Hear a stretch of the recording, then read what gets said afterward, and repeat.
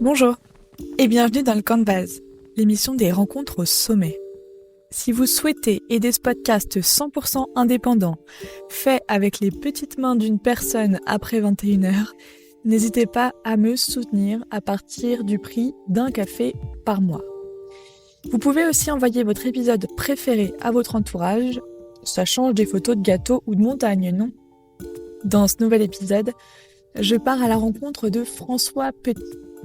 Champion du monde d'escalade, il est tombé dans la marmite quand il était tout jeune. Aujourd'hui, il est le président de Climb Up, un réseau de 33 salles d'escalade en France pour partager l'expérience de la grimpe. Et n'oubliez pas, si vous aimez le podcast, partagez-le, abonnez-vous, participez sur Patreon. Tous vos soutiens sont extrêmement précieux. Je vous souhaite une bonne écoute. Bonjour François. Bonjour Émilie.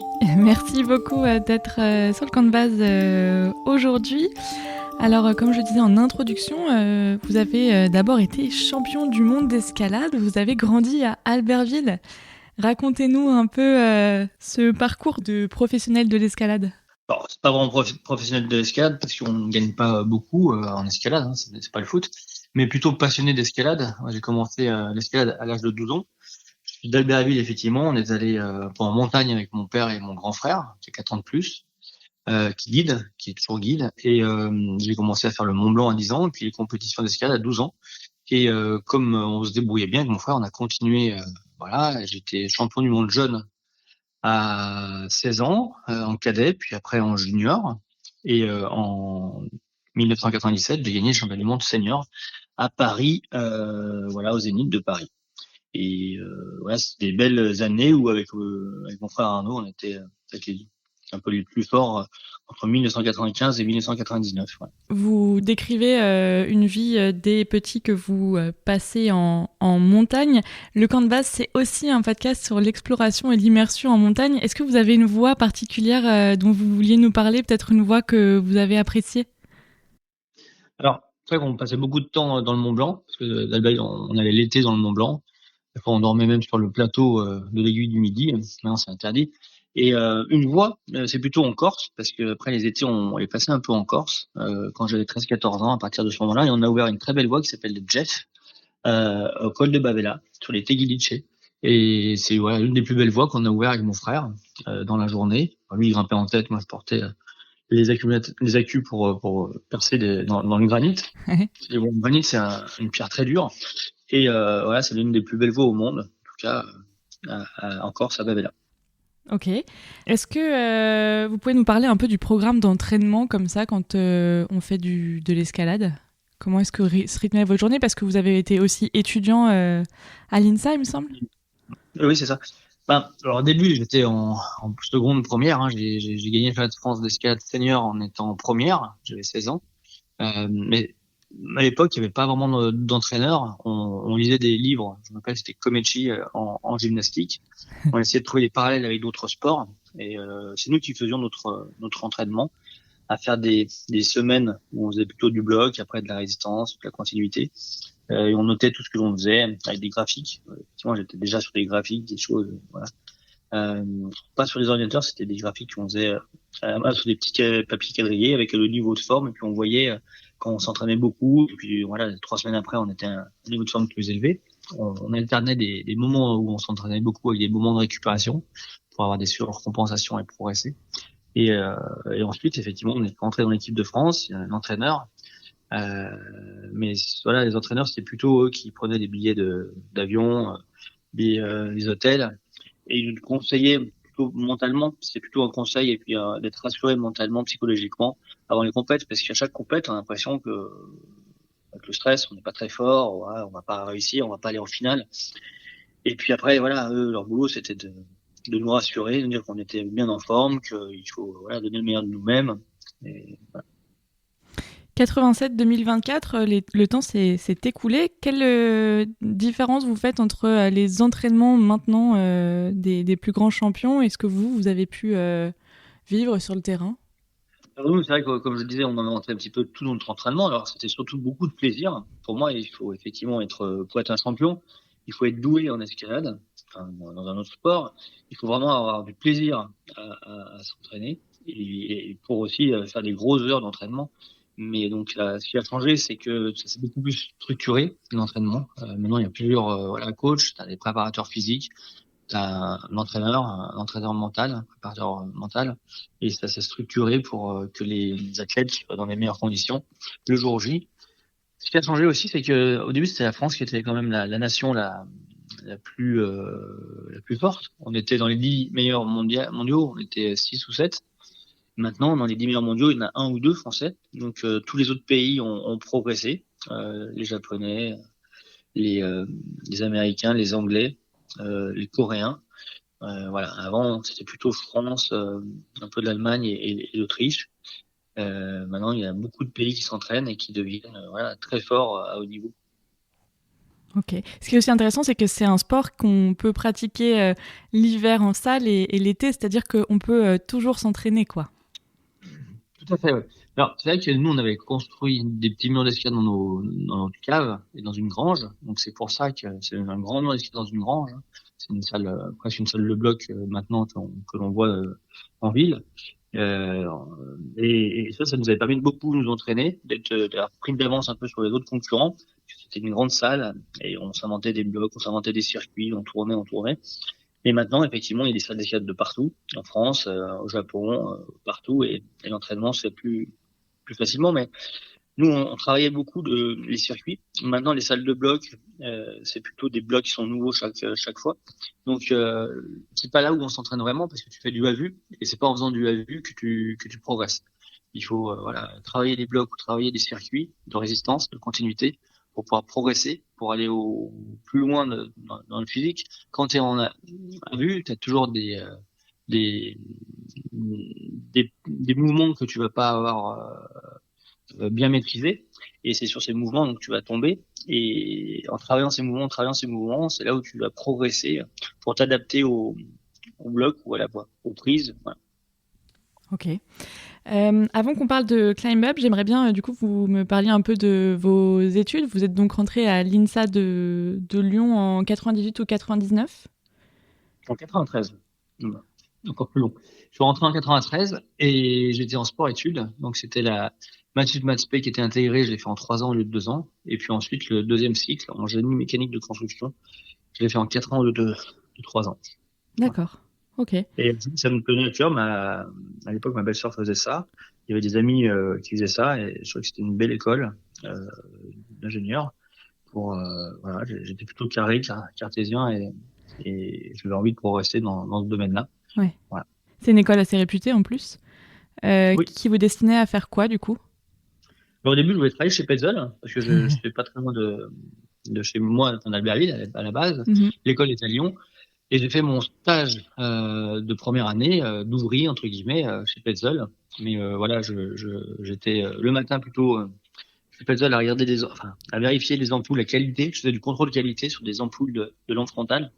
À midi, je déjeunais avec Paul Petzl et puis sa famille. Et puis l'après-midi, j'allais m'entraîner. Donc c'était assez cool. Ouais. J'ai vu une entreprise très industrialisée déjà à l'époque. Maintenant, Petzl est une très très grande entreprise, très novatrice aussi. C'est une belle pépite en tout cas française. Et après, c'est vrai que j'ai commencé à travailler dans les salles d'escalade à partir de 1997, à la salle de Lyon, à Gerland. Et de voir une salle d'escalade, j'ai trouvé que c'était bien c'était de transmettre ma passion. Donc j'étais ouvreur, je mettais des prises d'escalade sur les murs. Et voilà, à la fin de mes études en 2001, le projet de fin d'études, c'était de concevoir une salle dédiée à l'escalade, une salle type. Et c'est ce qui m'a permis ensuite de développer Climb Up à partir de 2010-2011.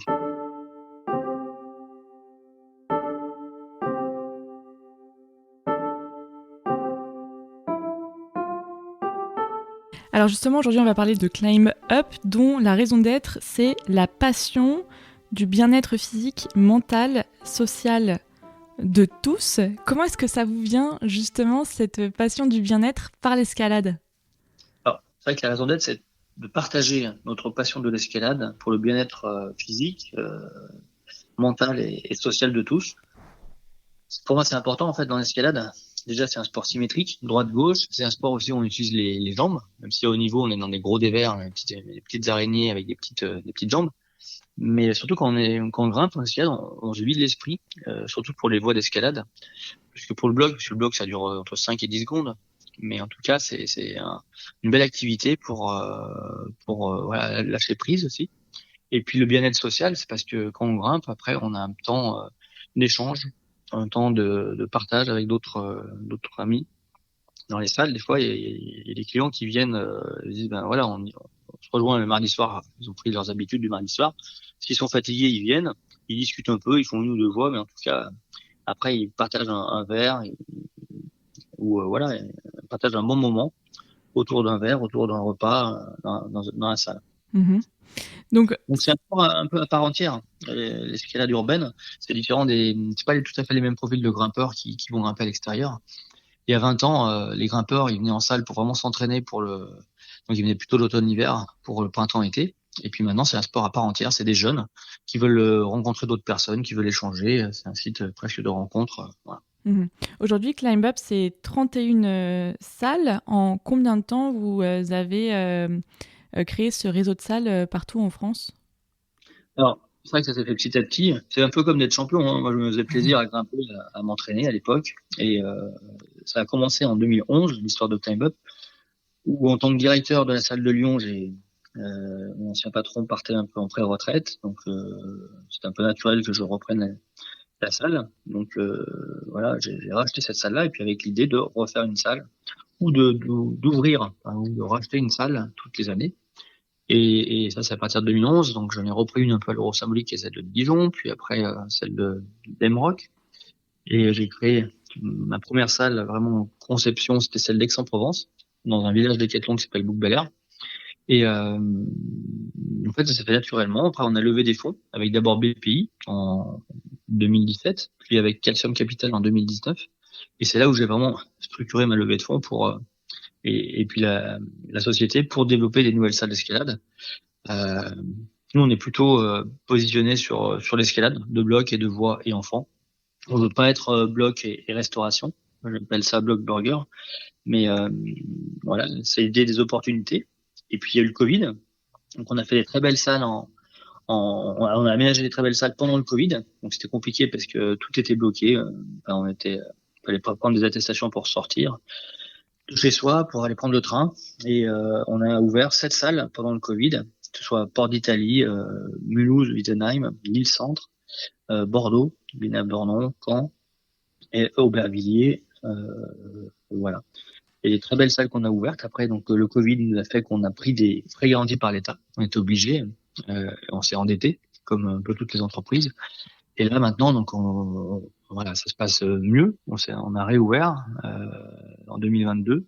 C'était compliqué encore parce qu'il fallait mettre le masque jusqu'en mars 2022. Donc l'année 2021-2022 était compliquée. Mais là maintenant, donc ça se passe bien. Et on souhaite refaire une levée de fonds l'année prochaine pour pouvoir relancer le développement. Pour l'instant, ça fait 2 ans qu'on n'ouvre pas vraiment de nouvelles salles. On a repris la salle d'Orléans en septembre 2023. Là, il y a 2 salles en licence de marque qui ont ouvert l'année passée, Saint-Etienne et Le Mans. Et puis là, il y en a 2 qui vont ouvrir. Donc la licence de marque, c'est comme une franchise. C'est de développer effectivement des nouvelles salles. Il y a des porteurs de projets qui nous contactent. Et c'est pour les aider. Donc des fois, on met de l'argent aussi. Les aider à développer leur projet de salle. Qui sont les gens qui franchissent aujourd'hui les portes des salles d'escalade urbaines? Qu'est-ce que vous voyez en termes de, on pourrait presque dire, de la sociologie de la grimpe dans vos salles?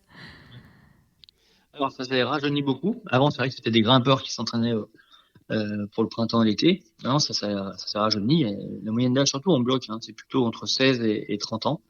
Donc la moyenne d'âge est 28 ans à peu près dans la salle de bloc. Et la salle de voix, c'est 31 ans. Il y a toujours des gens cultivés. C'est plutôt à 50% des CSP++, qui ont bac +5 ou plus, et qui veulent partager un bon moment. Des jeunes, 52% d'hommes, 48% de femmes, sur les nouveaux clients. Après, sur les fréquences, les hommes viennent un peu plus souvent. En tout cas, ce qu'on voit, c'est des jeunes assez cultivés, Euh, et c'est vrai qu'ils en font des fois pendant 6 mois, ils testent, 6 mois, un an, puis on fait un autre sport. C'est moins des passionnés, c'est plus des gens qui un peu touche à tout, des zappeurs. Voilà. Et on a beaucoup attiré de gens du fitness. C'est vrai qu'il y a 20-30 ans, enfin, les belles années du fitness, c'était de prendre des gros muscles, tout ça. Mhm. Et maintenant, pour les femmes ou les hommes, c'est d'être fit, c'est d'être bien dans leur corps, dans leur peau. Et l'escalade en elle-même, voilà, est un beau sport pour ça, parce que on se développe des muscles longs plutôt. Pas, on fait pas de musculation, on fait pas de gonflette, quoi, entre guillemets. Mhm. Et surtout que ça permet d'avoir d'autres qualités de lâcher prise voilà, il y a un moment, il faut lâcher prise, il y a des responsabilités parce qu'on s'attache, on s'encorde, et on s'assure l'un avec l'autre. Donc il y a des belles valeurs morales, voilà, dans l'escalade. Vous me donniez quelques chiffres en préparant cette émission sur les 31 salles que vous avez. Il y a 1000 personnes, 1000 nouvelles personnes par jour qui franchissent les portes. Pour donner un exemple, la salle Porte d'Italie à Paris, c'est 100 nouvelles personnes par jour. Donc quand on parle de nouvelles personnes, c'est des personnes que vous n'aviez pas dans vos fichiers. Ces nouvelles personnes, c'est des personnes qui changent de salle d'escalade et qui connaissaient déjà l'escalade, ou est-ce que c'est plutôt des personnes qui sont des personnes débutantes? Il y a les deux, tout à fait, mais c'est vrai que c'est 1000 personnes jour. Donc on a 360 000 nouveaux clients sur l'année 2023-2024. Et c'est à moitié, je pense. On n'a pas exactement, on ne sait pas si dans les questionnaires, il y en a qui disent effectivement, on a fait passer un questionnaire à 17 000 personnes, c'était en novembre, décembre 2022, mais on a une moitié à peu près qui grimpait déjà dans notre salle d'escalade ou à l'extérieur.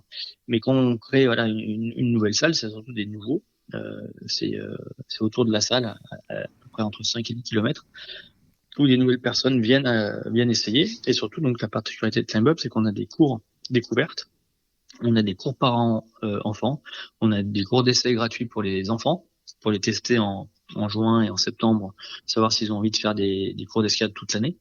Donc on a beaucoup de cours d'escalade. C'est notre particularité avec Climb Up parce qu'on a des voies. On a aussi des blocs, mais on a des voies. Et les voies, faut apprendre à assurer, apprendre à faire son nœud d'encordement. C'est plus compliqué, on va dire, qu'une salle de bloc à gérer. Mais pour moi, c'est l'essence de l'escalade. Et oui, donc on fait 3 millions d'entrées dans l'année. Et on a un nombre de clients qui est à peu près 600 000 clients. Mais il y a beaucoup de nouveaux chaque année. Et donc, au bout de 6 mois, il y en a qui repartent. C'est pour ça que chaque année, on a beaucoup de nouveaux. Voilà. C'est intéressant, il y a une espèce de mode quand même dans cette escalade urbaine. Vous me disiez, vous me redonniez un chiffre, c'est plus 20% par an le marché de l'escalade. C'est entre 15 et 20, tout à fait. Même à Paris, c'était plus, parce que dès qu'on ouvre beaucoup de salles dans une même agglomération, ben ça développe l'activité. Mhm. Donc des fois, l'activité, c'est même 35% à Paris. Entre 2022 et 2023, c'était à peu près ça. Mais voilà, l'escalade, c'est une mode. Tout le monde veut en faire, tout le monde veut essayer. Puis comme après, tu peux boire un coup, échanger, partager un bon moment. Beaucoup de jeunes se rencontrent, en tout cas, ou se donnent rendez-vous dans les salles d'escalade. Et comme je disais, des fois, ils font que 3, 4, 5 blocs. Ils discutent. Et des salles où il y a plein de monde. Hein, mais c'est dur de trouver un bloc de libre. Les gens sont sur les tapis plutôt, à regarder les autres. Entre guillemets, il y en a 10 sur les tapis pour un qui grimpe sur le bloc. Mais voilà, en tout cas, je trouve que c'est un très très beau sport de rencontre, d'échange, de partage. Voilà. Et pour en revenir alors à votre raison d'être, qui est donc, je le rappelle, de partager votre passion du bien-être physique, mental, social par l'escalade et vers tous. Vous me parliez de cours de découverte et justement de ces cours d'assurage qui sont quand même peu présents dans les salles d'escalade que moi je côtoie.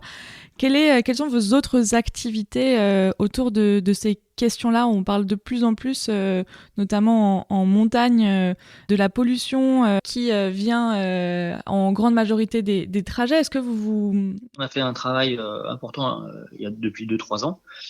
Pendant le Covid, en fait, déjà en 2021, on a travaillé sur Climb Up 2030, comment on voulait voir Climb Up, et puis on a travaillé pour dépenser moins de CO2, essayer d'être plus vertueux. Donc on a un plan d'action RSE qui est important avec 160 points. Mais en tout cas, les salles d'escalade, c'est vrai qu'elles sont urbaines. On essaye de se mettre proche des métros pour que les gens se déplacent en ville. Ça évite de prendre la voiture et d'aller à l'extérieur. Après, il y a des salles à l'extérieur en falaise. Hein. Pour certaines salles sont à l'extérieur, ça dépend des villes. Il y a des villes qui n'ont pas de métro. Voilà, donc on essaye d'être plutôt vertueux sur l'implantation de la salle. Après, la construction et l'aménagement, on est plutôt sur de l'aménagement de bâtiments existants qu'on essaye d'isoler. Là, on a un plan effectivement pour isoler 2-3 bâtiments. On les peint en blanc pour les toitures parce que voilà, ça réverbère moins, en tout cas, ça réverbère la chaleur effectivement. Donc les bâtiments sont plus frais. On a un plan comme ça et de diminuer nos déplacements, donc en voiture, et on ne prend pas l'avion pour le boulot, en tout cas même pour se déplacer à Bordeaux. On essaie de prendre la voiture. Voilà. Ok. J'ai une question extrêmement naïve parce que je ne sais pas comment ça fonctionne, mais dans les salles d'escalade, il y a ces espèces de blocs qui ne sont pas naturels. Est-ce qu'il y a des nouveaux matériaux qui existent pour justement générer moins de pollution dans la production, soit des prises, soit de ces blocs qui montent, ces plaques qui sont assemblées dans vos salles d'escalade? Alors, effectivement, c'est des matériaux qui sont assez pollués ou polluants, en tout cas, c'est du bois résiné. Donc on essaie de travailler même pour avoir des bois sans que ce soit résiné. Et les prises d'escalade, avant c'était de la résine avec du sable. Maintenant il y en a beaucoup et c'est plus de la moitié, c'est du plastique, du PU, polyuréthane. Et donc on impose à nos ouvreurs, en tout cas pour l'achat de prises, plus de 70% de prises en PE. En fait, c'est donc de la résine avec du sable, qui c'est moins polluant que le PU, mais c'est plus lourd. Des fois, ça peut casser, mais en tout cas, c'est plus résistant dans le temps aussi. Et on retexture nos prises d'escalade donc en PU, parce que c'est une sorte de plastique. Donc au bout d'une centaine de passages, le plastique il est déjà un peu tout lisse, glissant. Donc on le retexture, on a développé ça. Et puis on travaille avec une entreprise de Chambéry, Géold, qui fait des prises en recyclant des prises, leurs prises à eux. Donc on teste ça pour savoir si on peut avoir une partie de nos prises qui serait recyclée. Voilà. Ok, j'ai une dernière question. Souvent dans les salles d'escalade, moi, je trouve que la lumière est moche. Il y a ces espèces de néons et puis pour le coup, c'est quand même de l'électricité et du nucléaire. Est-ce que vous avez pensé à ça justement? Parce que souvent c'est des gros bâtiments fermés, extrêmement grands. Alors oui, pour moi c'est important d'avoir de la lumière naturelle. Donc les bâtiments qu'on a construits, le premier bâtiment c'était à Bouc-Bel-Air, à Aix-en-Provence, en 2015. On a des grandes baies lumineuses verticales qui arrivent jusqu'au sol. Pareil pour Paris, Aubervilliers, on a des grands dômes lumineux. À Mérignac, c'est pareil, à Mulhouse. Donc pour moi c'est une salle d'escalade, il doit y avoir de la lumière naturelle et on évite de les faire effectivement sous dans des bâtiments exigus, tout ça, il faut qu'il y ait de la lumière, il faut qu'il y ait de l'air, il faut qu'il y ait de la vie. Pour moi, c'est ça. Donc nos salles, en tout cas, elles sont différentes des autres parce qu'il y a elles sont plus grandes, l'espace est beaucoup plus grand, c'est pas confiné et il y a de la lumière naturelle pour la plupart. Après, des fois, on n'a pas le choix. On reprend des bâtiments ou on reprend des salles. La moitié de nos 31 salles, c'est des salles qu'on a reprises, qu'on a rachetées, comme celle de Gerland, comme celle de Dijon, comme celle de Lille, à WhatsApp. Mais on a beaucoup de lumière dans nos salles, avec des baies lumineuses, parce que pour moi, c'est le plus important, c'est la lumière naturelle. Ça marche. Eh ben, je vous remercie, François, d'avoir été dans le camp de base aujourd'hui. Eh ben, merci, Émilie, et à bientôt. À bientôt. Au revoir.